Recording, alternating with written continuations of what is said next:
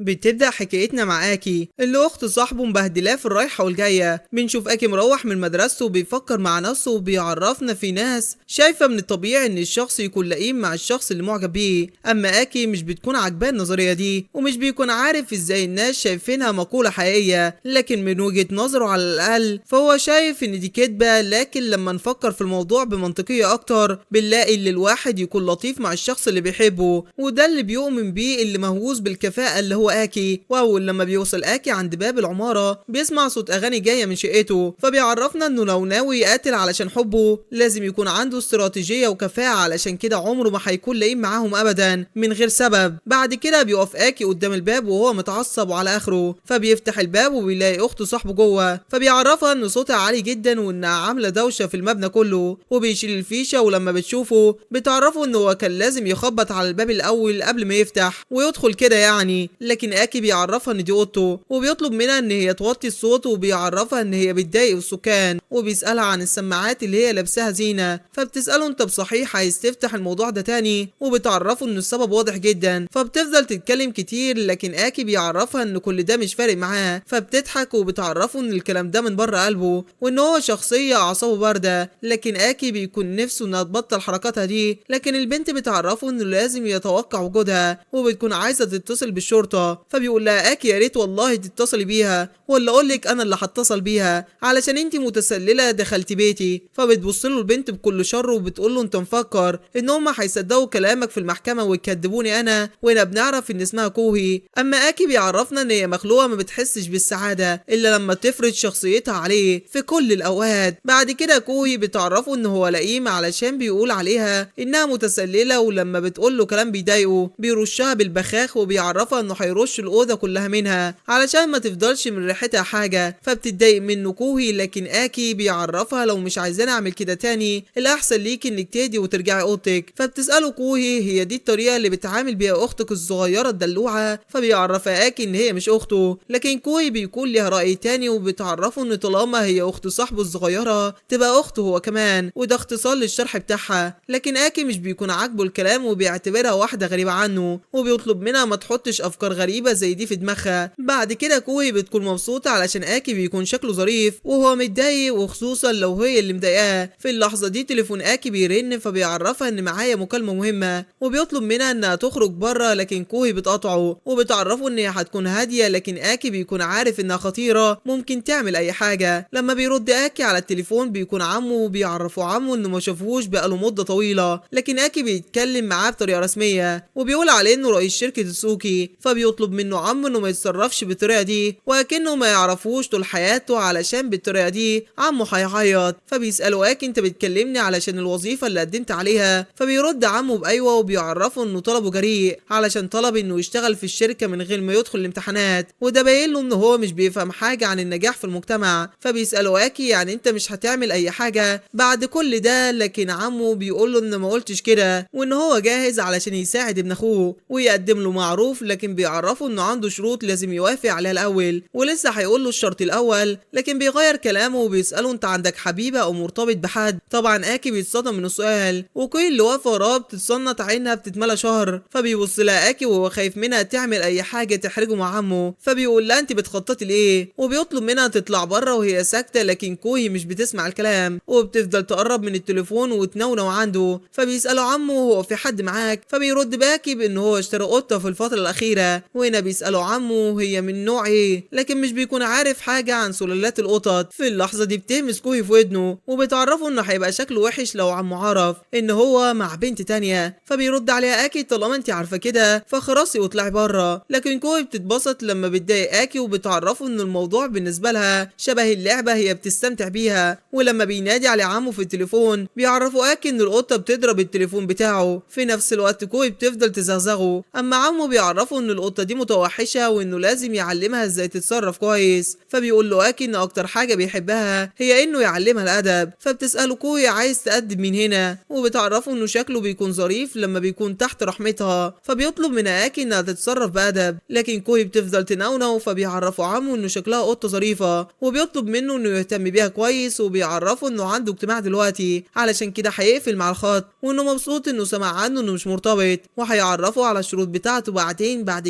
كده بيقفل مع الخط. وهنا بيقول لكوي انت عارفه انت عملتي ايه يا غبيه، لكن كوي بتعرفه ان هي عطشانه. فبيرد اكي بان في عصير طماطم في الرف التاني في التلاجة، وهو عصير طبيعي بنسبه 100% غني بالفيتامينات المفيده وصحي جدا. فبتفرح كوي وبتقول له هو ده اخويا اللي انا عارفاه. بيعرفنا اكي ان الحياه قصيره، حتى مع كل نفس احنا بناخده بنقرب خطوه تانيه من الموت، وان طلاب الثانوي اليومين دول ما عندهمش اي هموم، لكن اكي بيستخدم قوته في الحياه بكفاءه، حتى مش بيقدر يضيع ولا دقيقه واحده، وانه محتاج يعمل كل اللي يقدر عليه علشان يامن مستقبله. في اللحظه دي بتقع جنبه جومه بتاعت زميله، ولما بياخدها بيديها له وبيتفاجئ منه، وبيعرفه انه هو ما كانش حاسس بوجوده. فكلامه بيجرح اكي وبيعرفه انه كان هنا طول الوقت. فبيتاسف زميله وبيعرفه انه هو ما كانش قصده. واول لما الساعه بتكون 9 والجرس بيرن بنلاقي صاحب اكي يدخل الفصل وهو تعبان ومرهق جدا، وبيسال اكي هو اليوم كان طويل جدا صح؟ فبيرد اكي بايوه. ولما بيبص له علشان يديله دفتر الملاحظات بتاعته بيلاقي نايم على الديسك. وبعد كده بيعرفنا اكي على صاحبه ده، وان اسمه اوز واقرب صاحب ليه ورفيق دربه اللي اختاره في الحياه. بعد ما بياخد منه اوز الملاحظات بيعرفه انه هيشتري له حاجه حلوه، وبيساله انت بتحب الحلويات التقليديه؟ فبيرد اكي عليه بان هو مش عايز يضايقه، لكن اوز بيقول له ان هو تقيل عليه طول الوقت وهو لازم يخليه يديله الجميل على الاقل. فبيعرفوا اكي ان هو شخص لطيف جدا، وهنا اوز بيفهمه انه عامل دراما على الفاضي بالنسبه للشخص بيهتم انه يحقق اكتر استفاده من الحياه، وبيعرفوا انه مشاعره واضحه جدا قدامهم. وهنا بيرد على اكي بان ايه اللي يخليه يكذب بخصوص مشاعره. فبيقول عليه اوز انه غريب، لكن الجانب الانساني فيه هو اللي مخليه محبوب. فبيقول له اكي ما تفهمنيش غلط، كل اللي انا بعمله محسوب، لكن اوز بيعرفه انه هو مدخلهم في حساباته، ودي حاجه لطيفه منه، ده غير اخته اللي مبهدلاه. وبيساله هي راحت بيتك امبارح؟ ولما بيقول له اكي ايوه بيعرفه اوز ان هي شكلها معجبه بيه، لكن اكي بيقول له ده مستحيل، هي بتحاول تتبسط بمضايقتي وخلاص. فبيعرف اوز ان دي طريقتها علشان تبين له الموده والحب من ناحيته. وهنا اكي بينام على الديسك وبيقول له هنرجع تاني للاسطوره الغبيه بتاعت كل مره، لو كانت معجبه بيا بجد فالمنطقي انها مش حاول تعذبني او تضايقني، ده غير انها تعمل حساب ان ممكن اكرهها. فبيقول له اوز انا متاكد ان البنات مش بيفكروا بنفس الطريقه دي. فبيرد اكيد على كل حال مفيش حد هيعجب بشخص عادي زيه. فبيعرف اوز انه هو عنده شعبيه كبيره في المدرسه، لكن اكي بيرد عليه بان الكلام ده لما بيطلع من شخص جميل زيه فهو هيعتبره طريقه منه. في اللحظه دي بتدخل المعلمه الفصل بتعرفهم ان البهايم اللي مش بيحترموا وقتهم اللي احسن لهم انهم ياخدوا حاجتهم ويطلعوا بره دلوقتي. وهنا زميل اكي اللي قاعد قدامه بيكون مرعوب منها، وبنعرف من اكي ان دي معلمه الرياضيات في الفصل اللي معروفه باسم الملكه السامه. فبتبدا المعلمه الحصه، اما اكي بيفكر فيها على انها مغروره. وبنشوف زميل اكي جاي يجري وبيعرفوا ان في شخص جه علشان يشوفه، وهي بتكون بنت ظريفه وجميله جدا من سنه اولى. ولما بيشاور عليها بيلاقيها كوي، فبيسالها اكي اللي جابك هنا؟ فبتعرفه كوي ان هي جت علشان عايزه تتكلم معاه. فبيطلب من اكي ان هي ما تتصرفش بطريقه غريبه، وبيطلب منها توريهم نشاطك اللي متعودين عليه. فبتساله كوي انت بتتكلم عن ايه؟ وبتعمل نفسها من بنها، لكن اكي بيكون متضايق منها وبيقول في سره ان هي بتمثل الذكاء والادب والنقاء في المدرسه، لكن في البيت بتكون حد تاني خالص. فبتطلب من كوي انهم يروحوا البيت سوا. فبيرد اكي عليها وبيطلب منها تستنى لحد ما يجيب حاجاته وينادي اوز اخوها، لكن كوي بتعرفه ان هو مش محتاجين اوز في حاجه. فبيسالها اكي ليه؟ فبتمثل كوي ان هي محرجه ومش عايزه تتكلم بصوت عالي، وبتعرفه ان هي عايزاهم هما الاتنين بس. فبيتفاجئ اكي من طريقتها وبيقول لها هي نبره صوتك اتغيرت كده ليه؟ في مره هتوقفي قلبي من غير ما تقصدي. فبتساله كوي ازاي قدرت تقول كده، وبتعلي صوتها قدام الفصل كله وبتساله مش احنا حبيبين؟ طبعا اول لما بيسمع اكي الجمله دي بيتصدم وبيقول لها انت كده بتلخبطي بين تبادل الحب وتبادل الضرب. فبتساله كوي انت ازاي ممكن تكون قاسي كده؟ شكلك بتلعب بيا. طبعا كل الفصل بيكون سامعهم ومصدومين، وفي اللحظه دي بيظهر اخوه اوز وبيسالهم في ايه. فبتساله كوي عامل ايه، وبتتمنى له يوم لطيف، وبتعرفه ان هي واكي بيحبوا بعض. وهنا اوز مش بيكون فاهم حاجه. فبيعرفوا اكي ان الموضوع خرج عن السيطره وبيسحبها من ايدها وبيسيبوا شنطتهم متعلقه في ايد اوز. بعد كده بياخدها اكي مكان فاضي وبيسالها انت بتحاولي تعملي ايه بالظبط، وبيطلب منها تبطل تتكلم بالطريقه دي. فبتعرفوا كوي ان هو قال هيكون عنده مشكله لو كان عنده حبيبه. فبيستنتج اكي ان كل اللي بتعمله ده بسبب مكالمه التليفون اللي جات له امبارح. فبتقول له كوي ان هي قررت تمثل دور حبيبته، وبتعرفه ان الموضوع باين عليه انه مش واقعي علشان هي بعيده جدا عن مستواها، لكن هو يقدر يفتخر بالموضوع ده، لكن هي اللي لازم تقدم العرض. طبعا اكي بيسمع كل الكلام ده بيحبها وبيكون بيغلي منها، وبيسألها هو كلامك ده مقنع؟ فبتقول له ايوه طبعا. فبيطلب من اكي ان هي تريحه وبيعرفها ان مستقبله على المحك، وبيطلب منها ما تتدخلش في حياته. بعد كده كوي بتلعب بمشاعره وبتعرفه ان هي متضايقه منه علشان هو على طول بيركز على حياته ومستقبله وبيتجاهلها، مش بيحطها في اولوياته. ولما بتلاقيه اتأثر بتضحك عليه وبتعرفه ان هي بتلعب وبتمثل عليه، لكن اكي مش بيكون عارف يعمل معاها ايه. وفجأة بتلاحظ ان ودانه بتحمر وبيكون محرج منها، لكن كوي بتقول عليه انه غبي لكن ظريف. فبيتعصب اكي وبيعرفها انه مش هيصدق اي كلمه تقولها تاني، فبتجري وبتهرب منه. لكن اكي بيجري وراها علشان لو مسكها هيعجنها. وبنشوف اكي راح يقابل عمه فبيشكره عمه علشان قبل الدعوه، وبيرد اكي بان هو اللي المفروض يشكره علشان هو مشغول جدا. فبيعرفوا عمه انه في حد تاني معاه وبيساله ايه رايك نتكلم انا وانت في الاول على انفراد. فبيوافق اكي وبيعرفوا عمه انه اتفاجئ علشان هو ما كانش يعرف ولا عنده اي فكره ان هو اللي صمم وطلع اللعبه الجديده دي بنفسه. فبيعرفوا اكي ان ده ما كانش مجهوده لوحده، ده كان مجهود جماعي. وهنا عمه بيعرف ان هم كانوا 15 اللي عملوا اللعبه. اول حاجه المبرمج اللي بيكون صاحبه اوز، والرسام بيكون اسمه مورا، والسيناريو ماكي، واللي عمل الاصوات الغامضه هو اكس، والمنتج والمخرج في نفس الوقت بيكون اكي، بمعنى تاني ابن اخويا. فبيعرفوا اكي ان هم بيشتغلوا مع بعض كفريق واحد، ولو واحد منهم ناقص ما كانتش اللعبه دي هتكون موجوده في الاساس. فبيعرفوا عمه ان هي لعبه حديثه ومعموله جديد، وان هم فريق مبدع وغامض ظهر فجاه ما كانش حد يعرفه، وعمل سمعته كلها عن طريق الكلام الشفوي وعمل اكتر من مليون تنزيل. فبيعرفوا اكي ان هم لسه قدامهم طريق طويل، وان كل اللبس اللي بتصدره شركه HBW بيوصل لاكتر من مليون تنزيل بكتير، ده غير ان بيقارن نفسه بشركه كبيره زيهم. وبيعرفوا انه عنده فريق صغير جدا لكن لا طريقه علشان يكون فريق تنافسي. وبيعرفوا انه هو ما كانش يقدر يعمل زيه كده وهو في المدرسه في السن ده، وان لعبته تستاهل الشعبيه اللي خدتها. فبيسالوا اكي عن الشروط اللي اتكلم عنها في التليفون، فبيقول له عمه خلينا نطلب الاول، وبيحط قدامه المنيو وبيقول له اطلب اللي انت عايزه. فبيفكر اكي في الشخص اللي هينضم لهم، وبيسال يا ترى هو هيكون مين، ممكن يكون مدير التوظيف في الموقع. وبيسال نفسه عن الشروط اللي هو عايزها، لكن اكي بيكون مستعد لكل حاجه وجاب معاه الاقتراحات الجديده علشان لو حبوا يطوروا اللعبه. بعد كده بيلاقي عمه طلب الاوردر من الويتر، وبيطلب منها تزود شخص تالت معاهم، وبيعرفها ان عندها صوابع جميله طبعا البنت بتتحرج. فبيطلب منها عمه انها تقابله بعد العشاء، وبيحاول يكون رومانسي معاها، وبيعرفها ان في قلبه مكان لسه فاضي ممكن هي تملاه. لكن البنت بتعرفه ان هي في شغل وبتعتذر وبتمشي. في اللحظه دي بيعرفوا اكي ان هو ما كانش ينفع يعمل اللي عمله ده، لكن عمه بيقول له الناس مش هتعرف انك معجب بيهم الا لو انت قلت لهم، وان التظاهر بالبرود مش هينفع الا في الانمي. بعد كده بيبص على البنات واكي كمان بيبص معاه. فبيعرفوا عمه طالما دي ردة فعلها من اول محاولة فكمان محاولتين وهكسبها. فبيفكر اكي في عمه على انه متحرش حقيقي. بعد كده بيستأذن منه علشان يروح الحمام، فبيقول له عمه اتفضل. بيغمض اكي عينه وبيقول لنفسه انا هنيم نفسي مغناطيسي علشان ما صدقش ان عمي العجوز بيعاكس بنت صغيرة وهكون كلب الرئيس المدلل. ولما بيدخل بيلاقي بنت في وشه وبتضربه، وبنعرف بعدين ان هي هتطلع بنت عمه. اما كوي بتكون قاعده مع زميلتها فبتسالها صاحبتها انت مش هترجعي البيت، فبترد عليها بان الوضع ممل علشان اكي مش موجود وان ما عندهاش حد تاني تضايقه. فبتسالها زميلتها اللي بيحصل بينكم، فبتعرفها كوي ان مفيش حاجه بينهم، هي بس بتحب تضايقه. بعد كده بيسال اكي عمه من البنت دي، فبيساله عمه معقول انت مش فاكرها؟ على طول كنت بتيجي وتلعب معاها طول الوقت وانتوا صغيرين. وهنا اكي بيستنتج انها ماشي قريبته وبنت عمه، وبيفتكر وهم صغيرين لما كانوا بيلعبوا مع بعض. واخر حاجه كان فاكرها عنها انها راحت مدرسه انترناشونال للبنات. فبيسال عمه هي ماشي بتعمل ايه هنا، فبيعرفوا عمه ان هو جابها علشان هي ليها علاقه بشروط التوظيف اللي قاله عليها. وبيعرفوا ان هو عايزه يكون حبيب ماشي لكن مش حقيقي، ده كله هيكون تمثيل لحد ما تتخرج. وطبعا هما الاتنين بيتصدموا. فبيسالوا اكي انت عايزني اكون ايه، فبيرد عمه بانه حبيب ماشي المزيف. طبعا الكلام ده بيعمل ايرور في دماغ اكي. اما ماشي بتقول له انه دي حاجه مجنونه ومش منطقيه، وبتساله ليه انا هعذب نفسي بالطريقه دي، وان عمه بيتعصب وبيقول لماشي بطلي الانانيه اللي انت فيها دي، وان هو بيعمل كل ده علشان يحقق لها طلباتها في انها تتنقل من مدرسه مرموقه انترناشونال للبنات بس المدرسه حكوميه مختلطه، ودي حاجه خلت قلبه يتوجع، وان هو بالطريقه دي بيعمل ليها حريص شخصي علشان الاولاد المنحرفين ما يجوش جنبها ومحدش يضايقها. فبتقول له ماشي انا مش عارفه دماغك جابتك ازاي انك تجيب لي حبيب مزيف،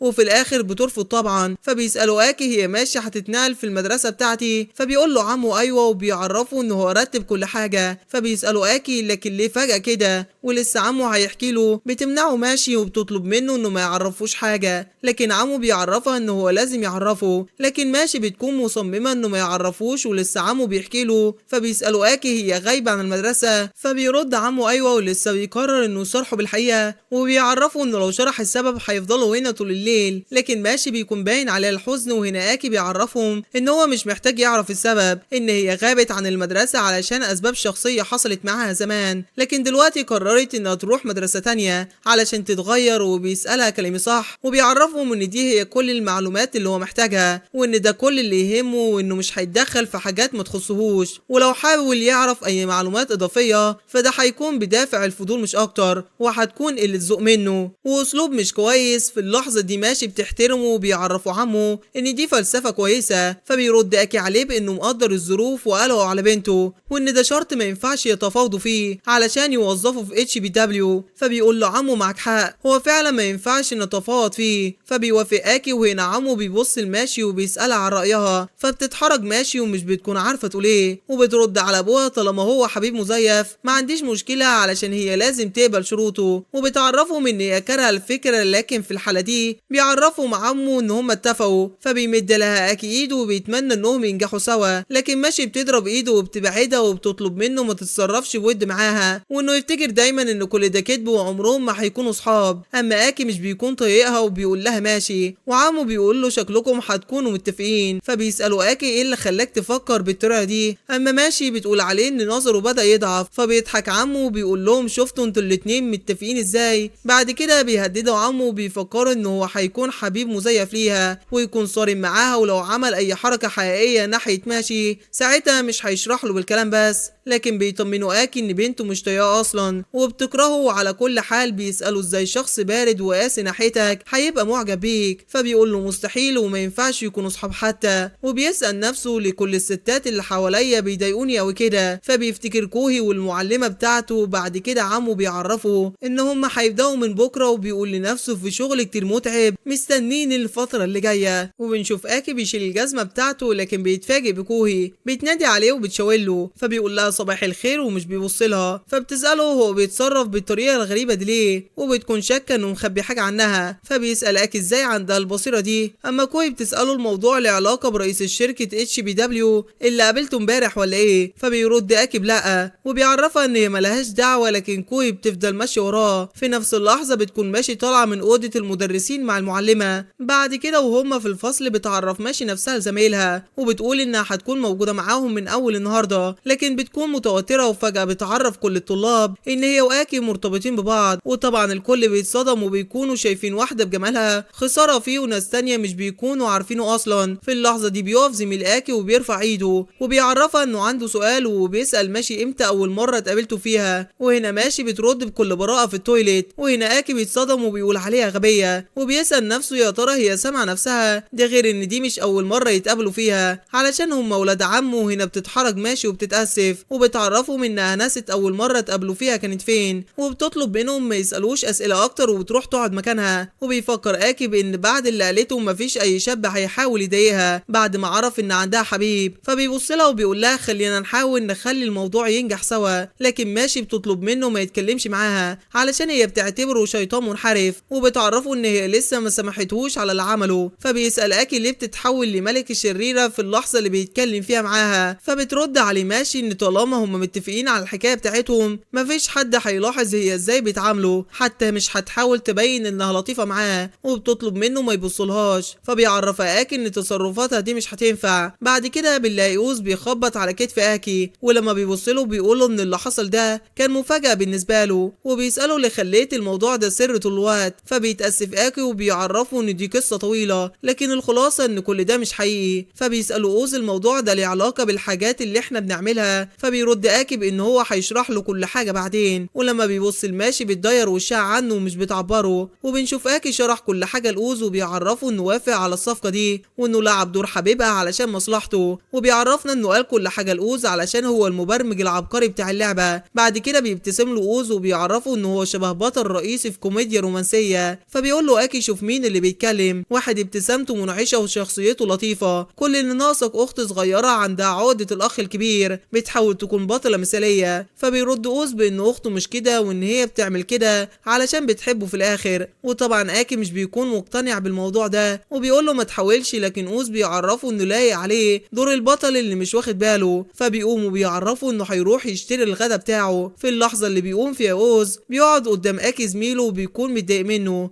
علشان طلع عنده حبيبة وما قالش ده، غير انه على طول بيكون لطيف مع البنت الصغيرة اللي بتجيله على طول. اول لما بتسمع ماشي الكلام ده بتقف، وبيكون باين عليها انها متضايقة وبتبص لاكي حتة بصة. بعد كده بتقعد تاني، فبيسمعها اكي وبيقول انه علاقته بالبنت الصغيرة دي ان هي اخته وصاحبه، ده كل الموضوع. فبيقول له زميله لكن انتم باين عليكم انكم قريبين من بعض. وهنا اكي بيحاول يقطع عليه وبيفكروا انه كان حاطط عينه على كاجي، وبيسأله صح كلامي، وبيعرفوا ان هي بتحب الشباب اللي عندهم عضلات. اول لما بيسمع زميله الكلام ده بيتحمس وبيطلع يجري وبيقول له فهمت. بعد كده بيلاقي ماشي عماله تبص له وبيسألها في مشكلة، وهنا ماشي بتعرفه ان هي جعانة وبتطلب منه يروح يشتري لها اكل، وبتعرفه ان الحشو الوحيد اللي مقبول في الاكل هنا هو الاكل البحري، لكن هي عايزة مع رز. فبيسألها اكي هو انت مفكراني الخدام بتاعك؟ فبترد ماشي طالما انت بتمثل دور حبيبي فده واجب عليك، ولا ايه رايك نلغي الصفقة؟ وطبعا اكي مش بيقدر يرفض، وبيقول لها هجيب لك كل اللي انت عايزاه. ولما بيرجع وبيكون جايب لها الاكل بيكون مستني انها تشكره، لكن باين عليها ان هي مش عايزة، فبيحط لها الاكل وبيرجع مكانه. وبيلاحظ ان هي بتتنطط عليه كل مرة اكتر من الاول، وبيسأل يا ترى لما سمعت الكلام كانت غيرانة. ولما بيبص لها بيقول لا مستحيل، دي بتكرهني جامد. وبيلاحظ ان هي بتضايقه لكن بطريقة مختلفة عن كوهي، وبيكون حاسس ان المهمة دي صعبة. واول لما بتدخل للمعلمة الفصل بتعرفهم انها مبسوطة علشان بيت القرود اتقفل، وبيكون قصدها عليهم، وبتعرفهم ان المفروض ان هم كلهم خلصوا الواجبات بتاعتهم، لكن في طالب بيرفع ايده وبيعرفها ان هو نسى. فبتبص له المعلمة جامد وبتقول لهم اوفوا بوعودكم، خليكم جامدين مع نفسكم، لو حصلت معاكم مشكلة بلغوا اللي اكبر منكم، دي كلها صفات المجتمع محتاجها من الكبار، وان اللي بيفشل في المعايير دي هو اقل من الزباله. ولسه الطالب بيحاول يشرح لها المره الجايه هيعمل ايه، بتعرفوا ان مفيش مره تانية علشان هما ما عندهمش وقت يضيعوه. وطبعا كل الفصل بيكون خايف منها ما عدا اكي، بيقول عليها انها معلمه قاسيه بالرغم ان هي لسه منقوله جديد. بعد ما الدرس ما بيخلص بتنادي المعلمه على اكي وبتطلب منه انه يروح مكتب الارشاد الطلابي في وقت الاستراحه علشان في حاجه مهمه عايزه تناقشها معاه. فبيقول لها اكي حاضر. واول لما بيطلع بيسأل زميله انت عملت ايه علشان المعلمة تطلب منك تروح لها، لكن اكي مش بيكون عنده اي فكرة. وزميله التاني بيسأله انت ازاي هدي كده، فبيقف اكي وبيعرفه ان مهما كان اللي حصل هي مش هتقتله. واول لما بيوصل اكي اوضة الارشاد الطلابي وبتطلب منه المعلمة انه يدخل، بتكون الاوضة اللي قاعدة فيها شبه اوضة التعذيب. فبتقول له المعلمة انت جيت بسرعة وطبعا كنت ملهوف علشان تشوف النهاية. فبيقعد اكي على الكرسي وبتفضل المعلمة تتأسف له. فبيقول لها اكي شكلك خدت بالك من افعالك الفظيعة. فبتعرفه المعلمة ان شكل عيونه هتقتلها. فبيرد على اكي ان هو جه هنا بسرعة علشان يحط لها نهاية للوضع ده. فبتعرفه المعلمة اللي هي كانت بتحط الامتحانات الفصل علشان كده اخد منها وقت طويل، وان هي لازم توازن بين الشغل والهواية، وبتكون عاملة اكونت باسم مزيف عليه بتنزل هواياتها. اما في الفصل بتكون شبه الملكة السامة اللي الكل بيخاف منها. مين يقدر يخمن ان هي دي الرسامة المعلمة بتاعت اللعبة اللي مش بتلتزم بمواعيدها خالص، وبيفكرها بكلامها اللي قالته في الفصل ومش بتعمل بيه. اوفوا بوعودكم، كونوا جادين مع نفسكم، وهي مش بتعمل اي حاجة من كل ده. فبتتأسف المعلمة لتاني وبتعرفه ان شخصيتها في الفصل ده مجرد تمثيل، وان هي مش مغرورة للدرجة دي. فبيسألها اكي فين اللي احنا اتفقنا عليه، وانه عايز تقرير عن الوضع بتاع اللعبة. فبتوريله تقرير اللعبة بيكون فاضي ما عملتش فيه اي حاجة. فبيحاول اكي يدخلها جوه الطور علشان يعزلها، وبيسألها فين التقرير ده، انت ما رسمتيش خط واحد حتى، انت مفكراني غبي. لكن المعلمة بتعرفه ان ما كانش عندها ابداع الفترة اللي فاتت. لكن اكي بيقول المفروض كنت جيتي بدري قبل ما الوقت يفوت. فبتسأله المعلمة مش ده هيبوظ صورتي الجميلة عندك؟ لكن اكي بيفضل يضرب فيها. فبتقول له المعلمة ما تضغطش على كتافي، لكن اكي بيضغط لحد ما بتقع على الارض. بعد كده بيفتكر اكي اول مرة اتقابلوا فيها في معرض الكتاب، وبيقول لها مين كان يعرف ان انتي ما انتيش نافعة كده. وفجأة بيفتكر لما لقى كتاب عجبه، لما بيفتحه بيلاقي في صور رسومات ظريفة بتعجبه لدرجة ان مفيش حد بيعرف يرسم الرسم ده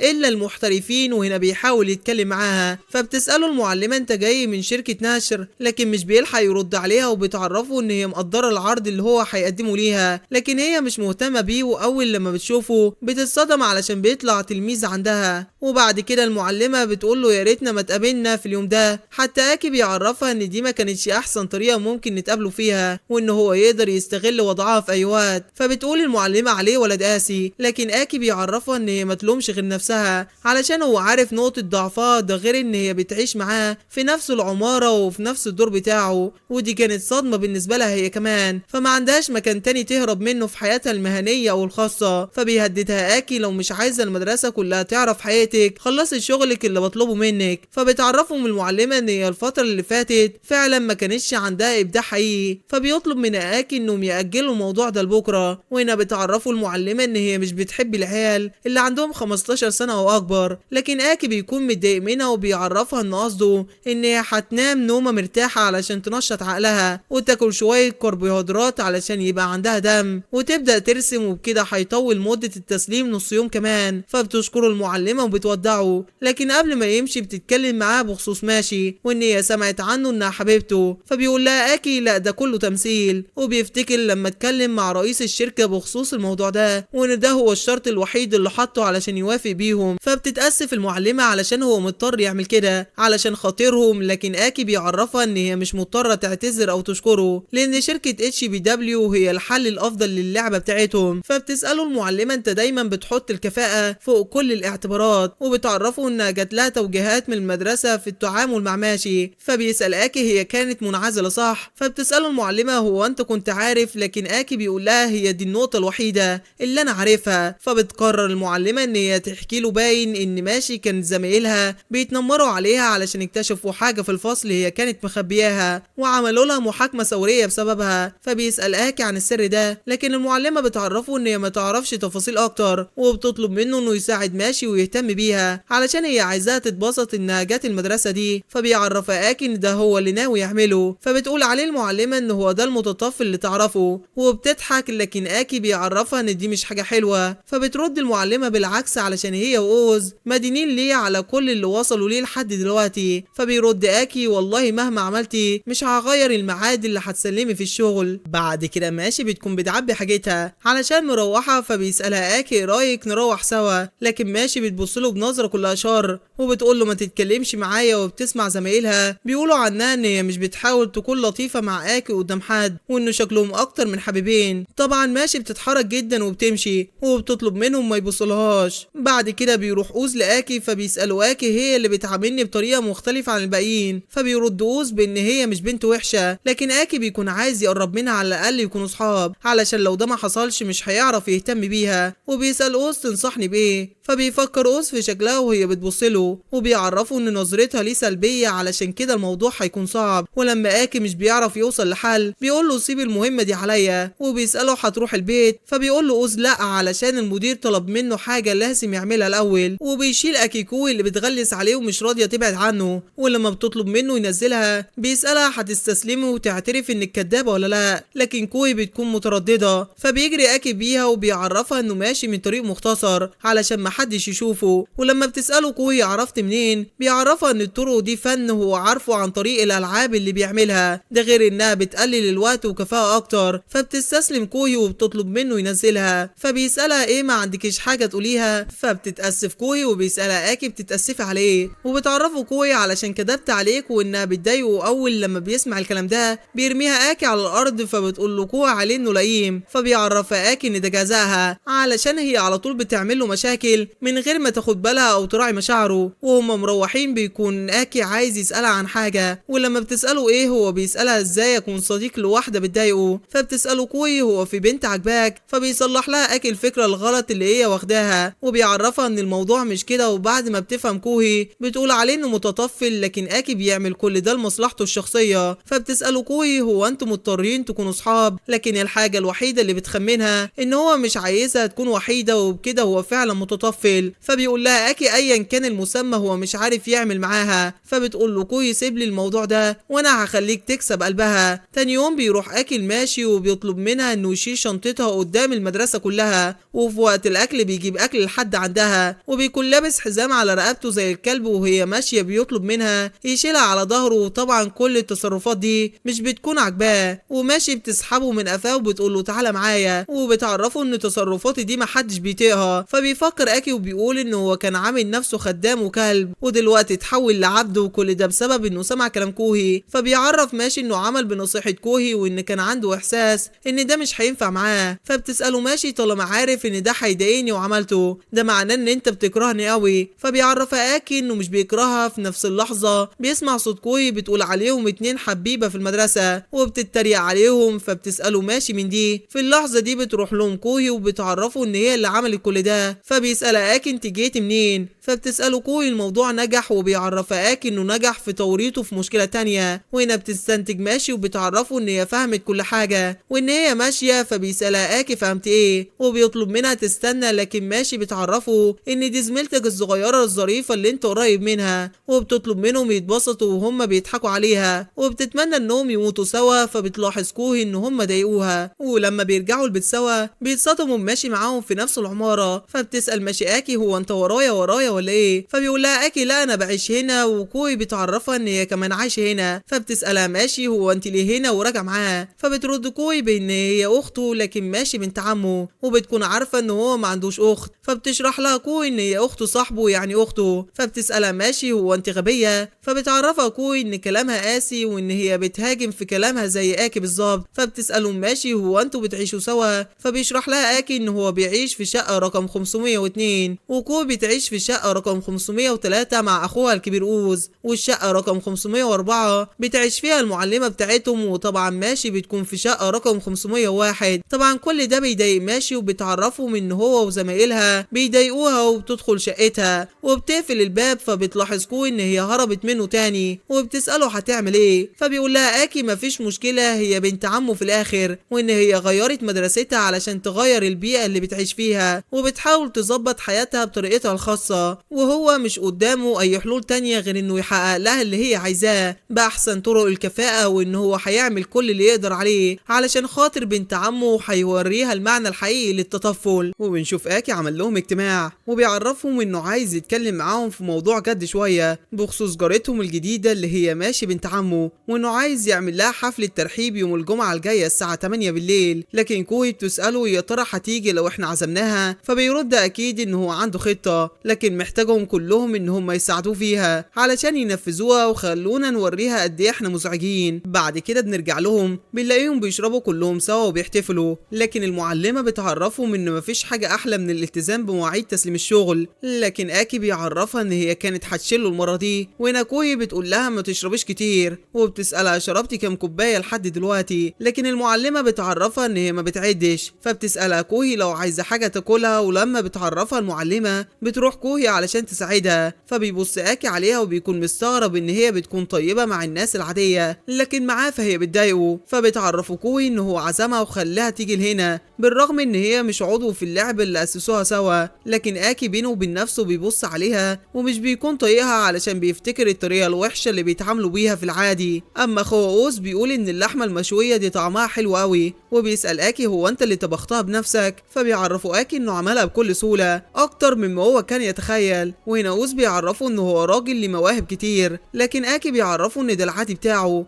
وانه مش محتاج يسمع الكلام ده منه علشان هو مهندس شاطر بيلتزم بتسليم شغله في الميعاد المظبوط. فبتقول له المعلمه انا مقدره ده علشان هي ما بتستلمش شغلها في الميعاد المظبوط. وهنا اوز بيعرفهم ان الموضوع كان محرج لحد اللحظه الاخيره، وانهم كانوا هيتورطوا في مشكله لو ما كانش اخد جهاز سينسي وبعت من عليه البيانات. فبيسالوا اكي انهي نوع من البرامج اضطريت انك تعمله علشان تنجز حاجه مجنونه زي دي. فبيعرفوا اوز انه برنامج مفيد جدا. فبيقول له اكي انت بتقول كده واكنها حاجه سهله، وبيعرفوا انه هو عبقري فعلا وان مفيش شخص عايش على وش الدنيا يقدر يكون زيه. لكن اوز مش بيكون مبسوط، وبيعرفوا ان المهارات دي عباره عن مرض لو ما عرفتش تطبقها كويس وتحطها في مكانها المظبوط، وان هو كل اللي فيه ده بفضل اكي اللي وراله الطريق الصح علشان يحط فيه مواهبه، ودي حاجه هتخليه مميز اكتر منه بكتير. لكن اكي مش بيكون مهتم بالحاجات اللي حصلت زمان. بعد كده بيسالوا اوز هي ماكي فين، فبيرد اكي بان هي ما قدرتش تحضر الاسبوع ده علشان ميعاد التسليم بتاعها قرب. بعد كده بيعرفنا ان ماكي واخده جايزه كبيره في جوائز الكتب الجديده، اخدت الجايزه دي من دار نشر الروايات المشهوره، والكلام ده كان من 3 سنين، وانها باعت سلسله الفائزه باكتر من 3 مليون نسخه. وبيعرفنا بانها مؤلفه جديده واللي كتبت سيناريو اللعبه بتاعتهم، وانه بعت لها رساله طلب منها شغل فيها مع رساله تانية معجب بيها علشان هو كان مفكر ان مفيش حاجه هتخليه يخسر، وان ردها عليه ده كان معجزه، وان هي مهتمه بيه وانه عمره ما قابلها بشكل شخصي، لكن عن طريق المحادثات اللي بينهم باين عليه ان هي اكبر منه بشويه لكن لطيفه. لكن اوز بيكون مستغرب وبيقول له ان اللي بيحصل ده مش عادي. فاكي بيطمنه ان الناس اللي اكبر منهم بيكون عندهم حاجات كتير علشان يتعاملوا بيها زيها. في اللحظه دي بتتعصب المعلمه وبتقول له قصدك ايه، وحاسه انك بتتكلم عني بطريقه وحشه. فبيعرفها اكي ان هو كان بيتكلم عن ماكي، ولما بيلاقيها بتنام على نفسها بيسال كوي انت عطيتيها ايه، لكن كوي بتعرفه انها من شويه بدات تخلط المشروبات بتاعتها بنفسها، ولما بتوري له الازازه اللي شربت منها بيتعصب اكي عليها. بعد كده اكي بيتكلم جد وبيعرفهم ان هما لازم يتكلموا وينفذوا الخطه بشكل كويس. وقبل 6 ايام من الحفله بيروح اكي على بيت ماشي بنت عمه وبيرن الجرس لكن مش بترد من اول مره، فبيفضل يرن يرن يرن لحد ما بتفتح الباب وبتطلب منه انه يوطي صوته علشان النهارده اجازه الاسبوع، وبتساله في ايه. فبيعرف اكي انه عمل حفله في شقته يوم الجمعه بالليل، وبيطلب منها ان هي تحضر لكن ماشي بتقفل الباب في وشه. واليوم اللي بعده بيروح اكي وبيرن الجرس لكن هي بتكون فصلت الكهرباء، فلما مش بيلاقي الجرس بيرن بيبص كده على الشقه وبيقول هي مفكراني هستسلم النهارده، ده اللي نفسك فيه. لكن ده مستحيل. بعد كده لما ماشي بتروح تفتح الخزنه بتاعتها بتلاقي فيها دعوات كتير جدا علشان تروح الحفله بتاعت يوم الجمعه. يوم الاثنين وهم في المدرسه بيحدف لها اكي ورقه، ولما بتفتحها بيعرفها انه عايز يتكلم معاها. بعد كده بتحدف له ورقه هي كمان وبتساله ايه اللي حصل امبارح، ده تنمر ولا تحرش. فبيعرفها اكي ان هي حفله علشان تحضر العشاء زي ما كتب لها بالظبط. فبتساله ماشي انت حولت صندوق البريد بتاعي لسله زباله، فبيطلب منها اكي الاكونت بتاعها، لكن ماشي بتقول له على جثتي. فبيكون اكي مطمن علشان لسه في وقت. بعد كده بيطلب منها دفتر الملاحظات بتاعتها وبيحاول يفتح كلام معاها عن حفله يوم الجمعه، لكن ماشي بتقف وبتقول له ما تتكلمش معايا وبتسيبه وبتمشي. قبل الحفله بيومين بتكون ماشي طالعه من الاسانسير بتلاقي اكي في وشها ولسه هيفتح مع موضوع الحفله. بتساله هو انت مش هتبطل تطلع لي في الطلعه والنازله؟ فبيستغل اكي الفرصه ان هي في وسط زمايلها وبيعرفها انه هو عايز يعمل لها حفله ترحيب في الشقه بتاعته طالما هم ساكنين في نفس الدور، ليه ما يتبسطوش سوا. لكن ماشي بتكون ذكيه وبتعرفه ان المكان مش مناسب علشان يتكلم معاها في حاجه زي دي، فبيكون مش عارف يعمل معاها. بعد كده بتروح كوي هي واكي المحل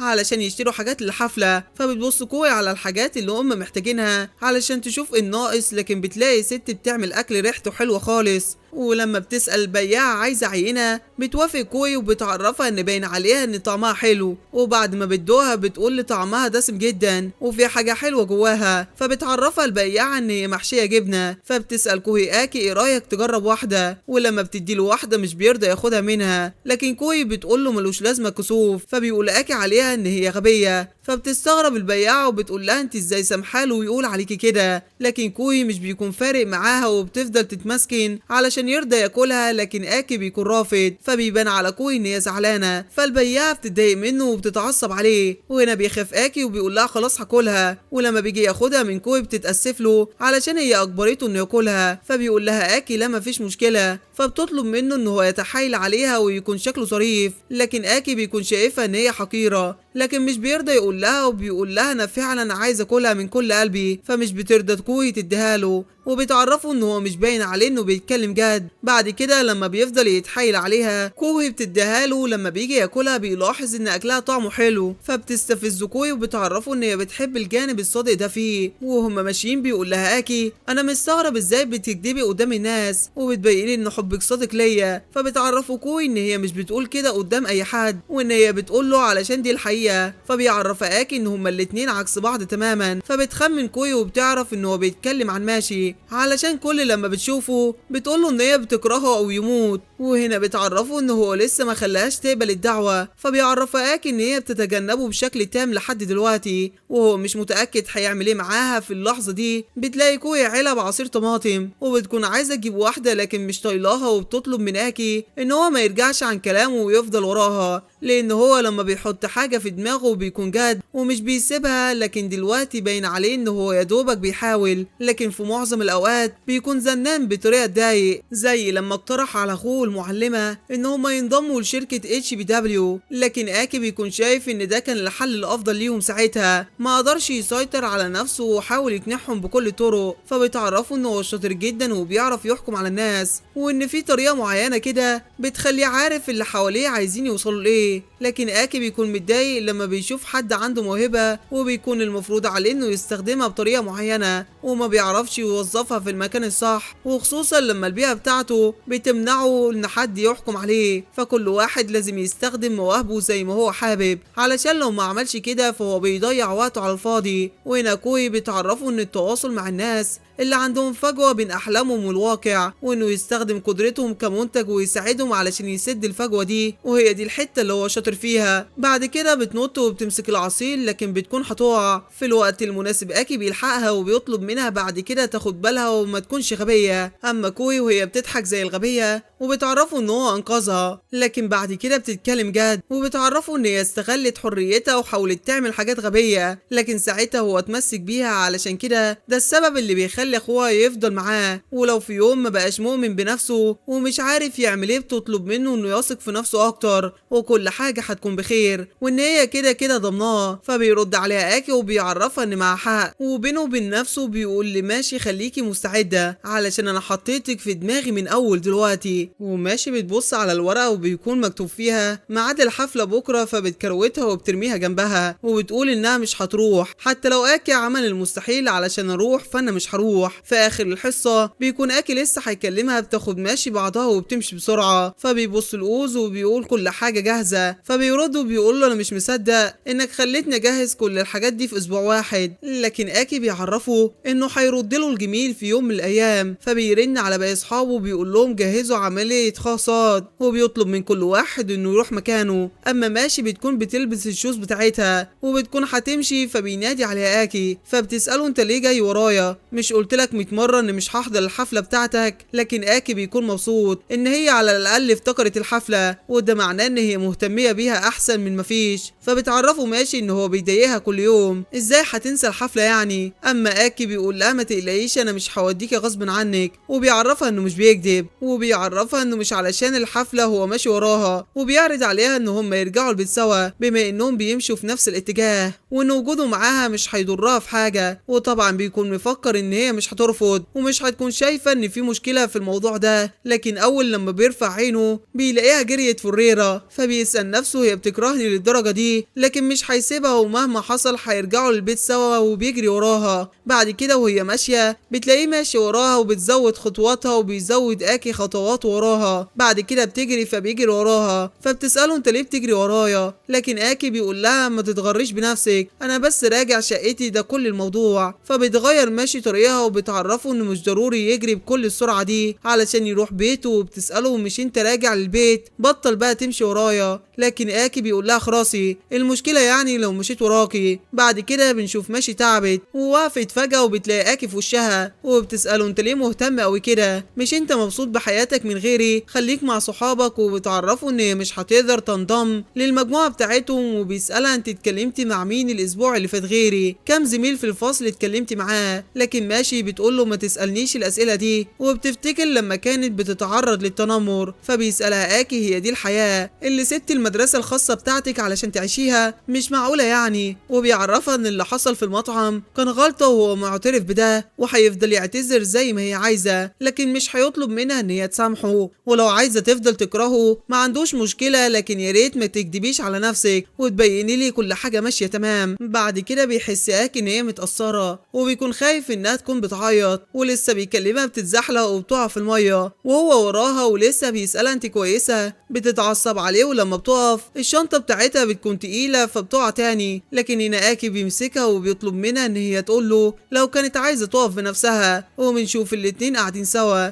واكي بيقول ان اليوم كان وحش قوي. فبتعرفوا ماشي ان هي اللي المفروض تقول كده. فبيسالها اكي انت ليه مش عايزه تعترفي بالحقيقه بان شكلنا عامل زي الفار المبلول ولو اي حد شافنا هيفكرنا اتنين بيحبوا بعض؟ وهنا ماشي بتضحك عليه وبتقول له انت اكيد مجنون، ده اسوأ منظر انا شفته في حياتي. وبيعرفها اكي ان دي فرصه علشان يبنوا علاقتهم المزيفه قدام الناس. بعد كده اكي بيعرفها ان هي لو ضاعت شويه وصلت ممكن يجي لها احساس بالرضا في يوم من الايام. لكن ماشي بتعرفه ان هي مش هترفع سقف توقعاتها علشان الناس اللي كرهوها امبارح بكره مش هيبداوا يحبوها. وبيسالها هو انت ليه عنيده قوي كده؟ فماشي بتكون شايفاه واحد غريب وبتساله انت ليه مهتم قوي كده بيا؟ كل ده علشان والدي طلب منك انك تاخد بالك مني، لكن مفيش اي حاجه من دي لك علاقه بيها ولا كل ده غلطتك وان هي مش بتكرهه. وبتطلب منه ما يكرههاش هو كمان. لكن اكي بيقول لها ان مفيش حد قال انه بيكرهك وان هي اللي مفكره كده من نفسها. لكن ماشي بتكون خايفه وبتساله هيحصل ايه لو انسجمت في الدايره بتاعت صحابك وبقيت ورا ومحدش بيبص لي ابدا؟ وساعتها هحس ان انا وحيده وانت كمان مش هتشوفني. وان هي عارفه ان كل اللي بتقوله غريب وان المنطق بتاعها غريب. لكن اكي بيعرفها ان مفيش حاجه غريبه من كل ده. وبيعرفها ان موضوع الحبيبين المزيفين ما لفتش انتباه الناس ليهم، لكن هو كمان في يوم من الايام كان جزء من الناس اللي ورا في الفصل. طبعا ماشي مش بتكون مصدقه. فبيعرفها اكي ان هو ما عندوش اي مهارات خاصه بيه وانه مش عبقري اكاديمي ولا حاجه، حتى شكله عادي مش وسيم للدرجه دي، وانه شاب عادي متوسط في كل حاجه على الاغلب ممل. لكن ماشي بتقوله ان كل اللي بتقوله ده مش صح وانت قائد لعبه. فبيستغرب اكي ان هي عرفت موضوع اللعبه. وهنا ماشي بتعرفه ان باباها هو اللي قال لها وبعد كده بتمدح فيه وبتعرفه ان هو عمل لعبه جميله وانه جاب منها فلوس كتير. اما اكي بيعرفها ان الفلوس دي بترجع لتطوير اللعبه. لكن ماشي بتكون شايفه ان هو يستاهل انه يكون ليه شعبيه اكتر من كده في الفصل. فبيطلب منها اكي ان هي تخلي موضوع اللعبه سر علشان محدش يعرف في المدرسه. فبتساله ماشي ليه؟ علشان انت خايف الناس يتريقوا عليك. فبيرد اكي بان الموضوع مش كده، هو بس مش عايز يتخيل نفسه لما يكون مغرور لما يلاقي كل الاهتمام ده من اللي حواليه. فبتساله ماشي انت مش عايزهم يمدحوا فيك؟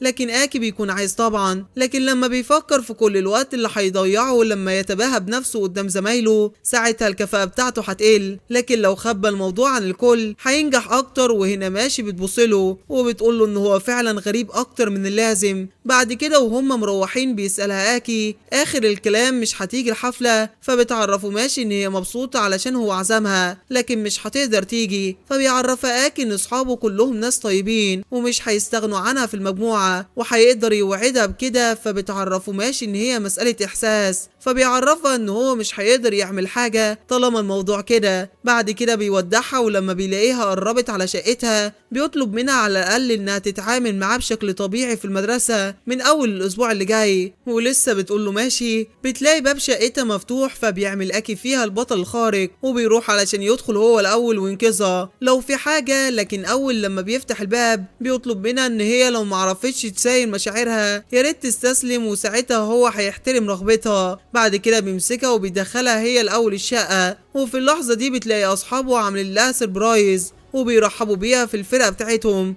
لكن ماشي بتكون مصدومة، ولما بيعرفوها ان دي حفلة الترحيب بتعرفهم ان هي مستغربة ازاي سمحوا لنفسهم ان هم يدخلوا شقتها بالشكل ده. لكن اكي بيعرفها ان الشقة دي شقته، فبتسأل ماشي ازاي والمفروض ان شقتي هي اخر شقة في الدور. لكن اكي بيعرفها ان دي مش اخر شقة في الدور، وان هم حطوا لوحة كحاجز كبير علشان تبان ان دي اخر شقة في الدور. اما المعلمة بتعرفها ان هم تعبوا فيها علشان تبان اكنها حيطة، وكلمة خاصات اللي مكتوبة اختصار لخدعة الصورة، وبكده الخطة بتاعتهم بتكون نجحت. لكن ماشي بتسألهم انتوا ليه كده، وانتوا عايزين قوي كده اكون معاكم؟ فبيقول لها اكي ايوه هتفهمي كل حاجة اول لما تنضمي لفرقتنا. اما كوي بتعرفها ان مش كلنا هنا اصحاب. طبعا الكلام ده خارج اكي واوز اخوها، لكن كلهم بيعيشوا في نفس الدور، علشان كده فكروا ان هم يعملوا حاجات تانية مختلفة مع بعض، وهو ده كل اللي في الموضوع. لكن ماشي بتعرفهم ان هم في اللعبة سوا، وهنا كوي بتستغرب وبتسألها انت عارفة موضوع اللعبة؟ اما المعلمة بتعرفهم ان هي مرتاحة كويسة، لكن هي مش معاهم في الموضوع. فبيقول لها اكي هو الموضوع كده، ايه رايك هتقبلي دولت يكونوا صحابك؟ وبيعرفها ان هم دول اصحاب حبيبها المزيف، وكوي الاخت الصغيرة لصاحب حبيبها المزيف، وهي مش ملزمة تكون من اعضاء اللعبة،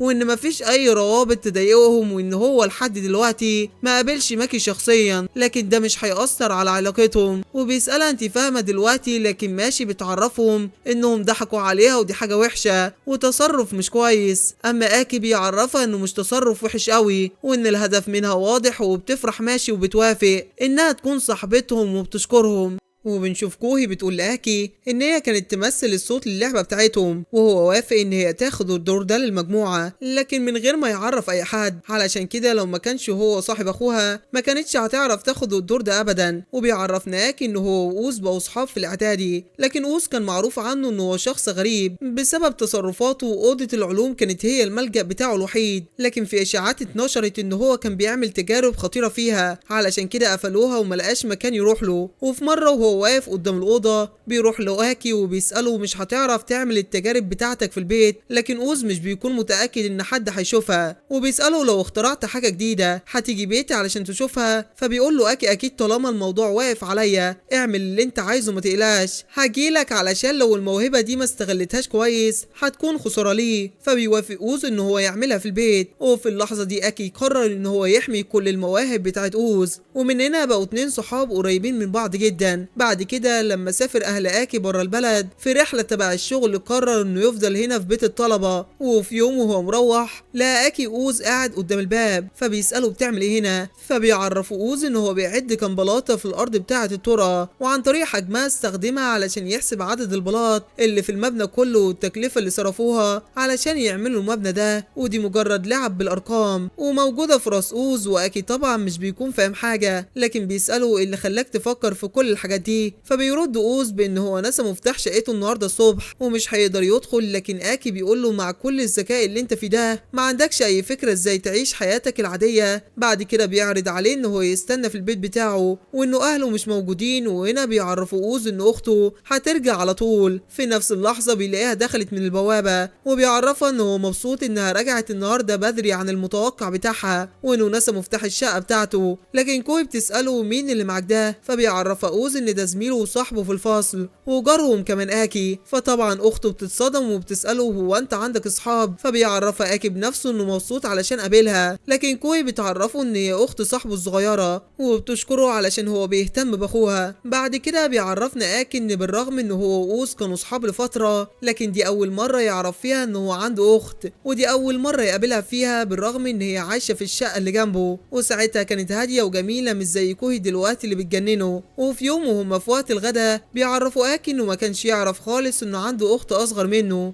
لكن اوز بيعرفه انه ما اتكلمش عنها خالص برغم انهم ما بيعيشوا في نفس العماره وفي نفس الدور. لكن اكي مش بيكون شافها قبل كده. فجاه بتدخل عليهم بنت شكلها غريب وشعرها احمر وبيكون اسمها اوت، حتى الولاد بيكونوا خايفين منها وبيكونوا مفكرينها اتطردت من المدرسه، لكن شكلها كانت واخده انذار. فجاه بتروح عند اكي واوز وبنعرف منها انها عايزه تتكلم معاهم وهتقابلهم ورا ملعب الرياضة. فبيوافق اكي وأوز، ولما بيروح وراها بتتأسف لهم اوت علشان هي جابتهم بالطريقة دي وبتديهم مصاصتين. لكن اكي بيعرفها ان الحلويات في المدرسة ممنوعة. اما اوت مش بتكون متشددة بالقواعد بتاعة المدرسة، خصوصا ان هي بتهرب منها. فبيعرفها اكي ان هو كان مفكر انهم طردوها، لكن بتعرفه ان هي ما عملتش حاجة علشان تطرد، ده هي اللي بتهرب بمزاجها. لكن اوز بيروح وبياخد منها واحدة. بعد كده بيسألها انت طلبتي مننا نيجي هنا ليه؟ فبتعرفهم ان هي كانت عايزة تسألهم عن حاجة، وبتسأل اوز هي كوهي بتكون اختك الصغيرة؟ فبيرد اوز بان هي اخته، الا لو كان في حد تاني عنده نفس الاسم. فبتسأل اوت هي من انهي نوع من البنات، لكن اوز بيفكر شوية مش بيعرف يرد عليها. فبيلاحظ اكي ان هو المفروض يرد عليها على طول. لكن اول لما بتقول له اوت ازاي مش عارف تتكلم عن اختك، بيسألها اكي انت عايزة تعرفي ايه عن اخت اوز، وان هو مش فاهم انت عايزة توصلي لايه بسؤالك. فبتلاحظ اوت ان كلامه منطقي، وبتعرفه ان في بنت اسمها تاتشي كانت بتطلب منها نصايح، وان باين عليها ان اخته بتهتم بالناس وبالاشخاص اللي زيهم، وبيكون قصدها المتمردين اللي زيها، علشان كده هي بتسأل عنها بالظبط. وتتأكد اوت ان هي مش شبههم. فبيسألها اكي يعني انت كنت عارفة من الاول؟ لكن اوت بتعرفه ان هي حاولت تسأل في صفوف سنة اولى، لكن كل اللي قالوا لها عليه ان هي باين عليها ان هي طالبة نموذجية مثالية، انها كانت مفكرة ان هو واخوها عارفين الجنب التاني اللي مش بتبينه لحد عنها. فبيسألها اكي انت موافقة ان انت تدخلي اخت اوز في المجموعة بتاعتكم؟ لكن اوت بتعرفه ان هي لسه بتفكر، وانها ممكن توافق لو هي اتحايلت عليها، فمش هتلاقي سبب انها ترفضها. وبتسأله انت قلقان عليها؟ لكن اكي بيقول لها اكيد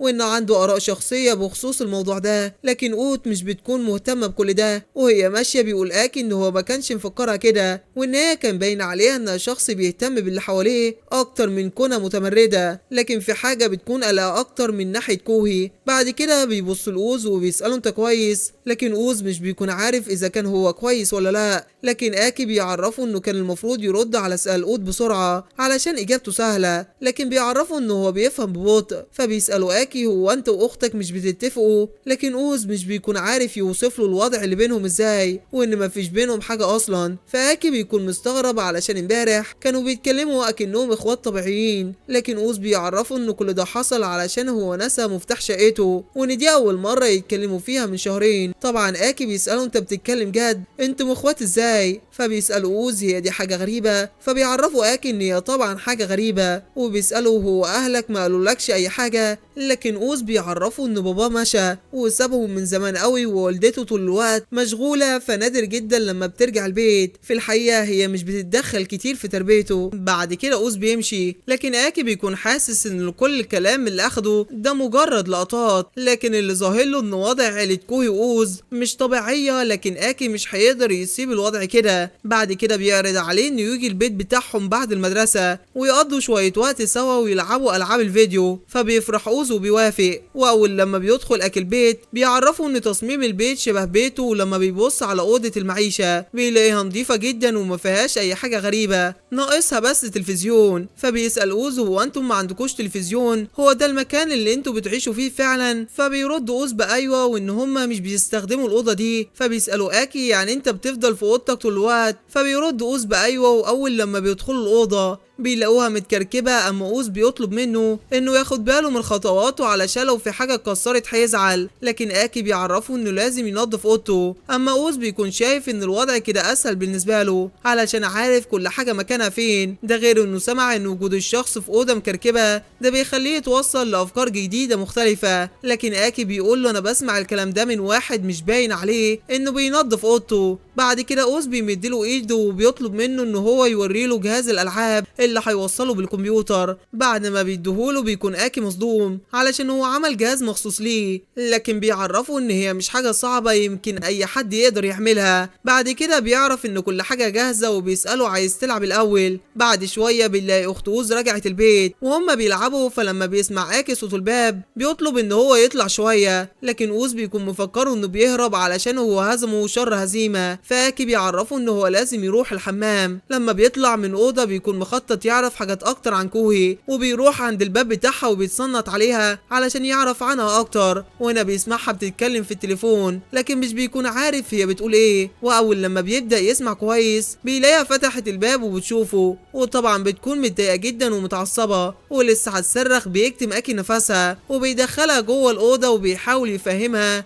ان هي فهمت الموضوع غلط وان هو مش مجرم ولا حاجة، لكن هيسيبها اول لما توعده ان هي مش هتصرخ. فبتوافق كوهي ولسه بيتكلم معاها وبيشرح لها. بتلف كوهي وبتلطشه حتة قلم على وشه، لكن اكي بيعرفها ان هو ما كانش قدامه حل تاني غير انه يعمل كده. لكن كوهي بتقول عليه انه حقير وبتسأله عن السبب اللي خلاه يتسحب ويدخل بيت صاحبه ويتصنت على اخته. وبتسأله هو انت حبيتني من النظرة الاولى وبقيت منحرف؟ لكن اكي بيقول لها طبعا لا. وبيكون في ايده التليفون بتاعها وبيلاقي مكالمة من تاتشي، لكن كوهي بتعرفه ان هي اضطرت تقفل الخط في وشها في نص الكلام، علشان كده طبيعي ان هي ترن تاني وتقلق. بعد كده بتاخد منه التليفون وبترد على تاتشي وبتتأسف لها علشان قفلت الخط في وشها من غير ما تعرفها، وبتقفل معاها وبتعرفها انها هتتصل بيها تاني. بعد كده بتسأل اكي عن السبب اللي خلاه يعمل كل ده. فبيسألها اكي هو انت بصحيح عايزة تنضم لشلة المتمردين اللي فيها البنت اللي كنت بتكلميها على التليفون؟ فبتسأله كوي انت بتتكلم عن ايه؟ وملوش لازمة توجه اتهامات مزيفة ملهاش اساس.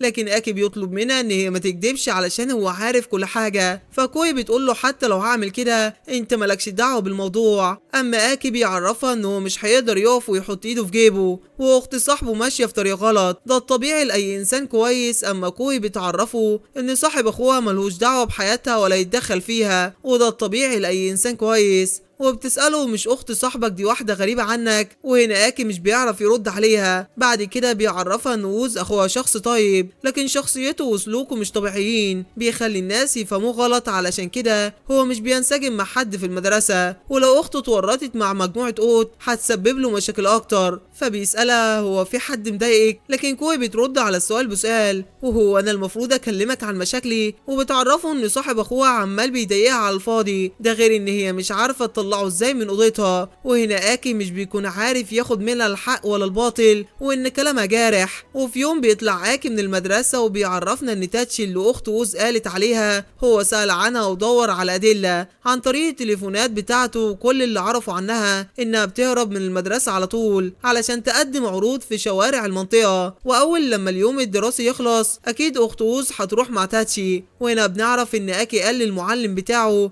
ان عنده سخونية ومحتاج انه يمشي من المدرسة بدري شوية، واليوم ده بيكون حر جدا واكي مش قادر يكمل، لكن بيكون مضطر. وهو بيجري بيسمع واحدة بتغني في الشارع، فلما بيروح يقف قدامها بيعرف انها تاتشي، لكن هي مش بتكون عارفاه. لكن بتلاحظ ان هو لابس نفس لبس المدرسة بتاعتها، وبتسأله هو انت كمان بتهرب من المدرسة؟ لكن اكي بيعرفها ان هو مش محتاج يسمع الكلام ده من طالبة في الاعدادي بتقدم عروض في الشارع في يوم دراسي عادي. ولما بيقول اسمه بتلاحظ تاتشي ان هو عارفها، وبتسأله انت جيت علشان تدور عليا؟ مش معقولة شكلك متطفل. لكن اكي بيعرفها ان هو بيعمل كده علشان خاطر اخت صاحبه. وهنا تاتشي بتقوله يبقى انت هو المنحرف اللي كوي كانت بتتكلم عنه اللي دخل اوضتها. لكن اكي بيكون مصدوم علشان الخبر انتشر بسرعة كده. بعد كده بيعرفها بنفسه وبيقول اسمه، لكن تاتشي بتعرفه ان هي مش هتقدر تفتكر كل الاسم ده، وان هي بتنسى اسامي الاشخاص اللي مش مهمين. فبيقول لها قول اللي انت عايزاه. فبتسأله تاتشي عاوز ايه مني؟ لكن بتلاحظ ان وشه احمر جدا وبتسأله انت كويس؟ في اللحظة دي اكي بيقول لها ما تقلقيش، وبيقع على الارض وبيغمى عليه. فبتقول له تاتشي اكيد انت بتهزر معايا، وبتفضل تنادي عليه لكن اكي مش بيرد. وبيعرفوها ان في الوقت ده كان اليوم ده اكتر يوم حر في المدرسة. بعد كده تاتشي بتتصل بوود وبتعرفها باللي حصل وبتطلب منها ان هي تساعدها. وبيعرفنا اكي في حاجات كتير حصلت مع وود بعد كده، لكن المهم ان هم وصلوا لكل اللي هم فيه دلوقتي فضلوا. وبنشوف اكي وتاتشي وكوي متجمعين في مطعم، وبيطلب اكي من كوي ان هي تبطل تتصرف كمتمردة. وبيقول لتاتشي ان هو عارف ان هي عندها اسبابها علشان تتصرف بالطريقه دي، وبيطلب منها ان هي تفكر شويه وتعيش حياتها المدرسيه بشكل طبيعي. لكن كوي بتقاطعه وبتقول له انت بتتكلم عنها دي مجموعه تاتشي الاجتماعيه، حتى لو كانت لسه في المرحله الاعداديه انك تجبرها على التغيير دي قسوه منك. فبيعرف اكي ان هو مش بيحاول يبعدها بالقوه، كل اللي عايزه ان هي تفكر في الموضوع بجد شويه. فبتساله كوي هو مفيش حد قبل كده قالك ان انت ما عندكش اي ذره احساس فاكي بيحس ان هي بتضربه بكلامها وان في ناس كتير قالت له كده، لكن بيرجع للموضوع وبيعرفها ان الهروب من المدرسة علشان تقضي شوية وقت مع اصحابها، مش معقولة دي تكون كل اللي هي عايزاه في الحياة. فبترد تاتشي اكيد لا، فبيسألها اكي شفتي وانت بس عايزة تعملي الموسيقى اللي نفسك فيها، وبترد عليه تاتشي اكيد. فبيعرفوا ان نفس الكلام بينطبق عليها، لكن كوي مش بتكون شايفة اي حاجة بتعملها مش مهمة، لكن اكي بيعرفها انه مهم اكتر من اي حد تاني، وبيسألها انت عايزة تدخلي عالم الموسيقى ولا عايزة تعملي صحاب. فكوي بتفضل ساكتة، فبيطلب من اكي انها تتكلم وما تفضلش ساكتة كده، وبيسألها ليه مش عارفة تردي على سؤال بسيط زي ده. وهنا تاتشي بتتدخل وبتعرفه ان هو قاسي جدا، وبتطلب منه ما يضايقش كوي اكتر من كده. فبيعرف اكي ان هو بس سألها سؤال، فبتعرفه تاتشي ان هنا المشكلة كلها وانه بيحشرها في زاوية مش عارفة تخرج منها، وبتعرفه انه كوي مش عايزة تدخل عالم الموسيقى ولا اي حاجة من دي. وطبعا كوي بتحاول تمنعها وبتقول لها ما تعرفوش حاجة، لكن تاتشي بتعرفها ان اي حد مكانه كان هيفهم وهيعرف، وان بالنسبة لواحدة زيها عايزة تعمل موسيقى فدي حاجة واضحة زي الشمس. وهنا كوي بتتأسف لها، اما تاتشي بتقول لها مفيش مشكلة وانا قادرة اشوف انك بتتكلمي جد بخصوص انك معجبة بالموسيقى بتاعتي. فبيسألها اكي ليه، فبترد كوي بان هي معجبة بتاتشي علشان هي بتعمل اي حاجة هي عايزاها في الوقت اللي هي عايزاه، وعندها ثقة كاملة في نفسها، وانها احيانا بتغير منها علشان مش بتقدر تكون زيها. فبيسألها اكي مش انت تقدري تعملي كل ده من غير ما تتورطي مع ناس شبهها او شبه اوت؟ وهنا تاتشي بتكون بدأت تضايق منه وبتطلب منها انها تقوله خلاص. وهنا كوي بتوافق، فبتقول له تاتشي ان والدة كوي مش هتسمح لها ان هي يكون ليها حرية او هوايات بتحبها. فبيسألها اكي قصدك ايه، وبيعرفها ان هو ما عندهمش تلفزيون في شقتهم، لكن هي معاها التليفون تقدر عن طريقه توصل للمانجا والالعاب وموسيقى ومقاطع الفيديو اللي هي عايزاها. فبتعرفوا ان هي قالت نفس الكلام زيه كده في الاول، لكن والدتهم قافله عليهم جامد، وكوي في الاخر بتختار ان هي تلتزم بالقواعد بارادتها في النهايه. بنت صغيره وطيبه جدا.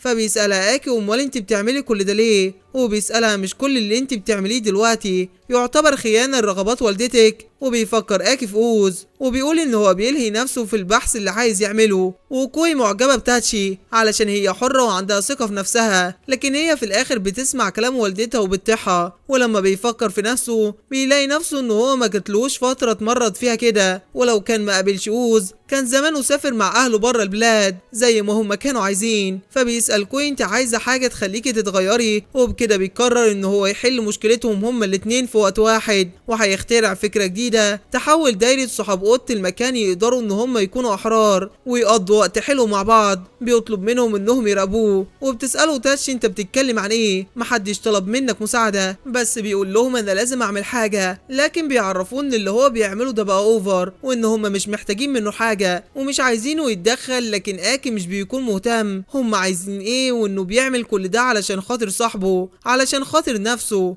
فبتسأله تاتشي انت شايف نفسك هتعمل ايه علشان تحل كل ده مرة واحدة؟ فبيرد اكي ان هو لسه مش عارف. فتاتشي بتتصدم علشان هو ما عندوش خطة لسه، لكن هو جد في اللي بيتكلم فيه، وبيعرفهم ان خطته عبارة عن صفحة بيضة لسه هيملاها، وان مش كل الصفحات البيضة شبه بعض، وبيعرفهم انه مش هيقدر يضيع وقته هنا ولازم يمشي، وبيحط لهم فلوس مشروبه على الترابيزة. وبتسأل تاتشي انت هتقسم معانا الفاتورة؟ فبيرد اكل ان ده من حق الراجل. بعد كده بيسيبهم وبيمشي، وهو مروح بيعرفنا ان هو عمل بحث كتير على الانترنت عن طريق التليفون بتاعه، ولما بيفكر في الموسيقى وفي البرمجة وحاجة تجمعهم كلهم بيقرر انه يخترع لعبة. وبيروح لأوز وبيعرفه في الاول اوز كان باين عليه انه متفاجئ، لكن بعد ما شرح له باختصار كان متفاجئ، لكن بيكون عارف ان عبقري زي اوز في مواضيع البرمجة هيكون الموضوع سهل جدا عليهم. لكن هو كان مفكر كده في الاول، لكن الموضوع ما طلعش سهل زي ما هو كان مفكر.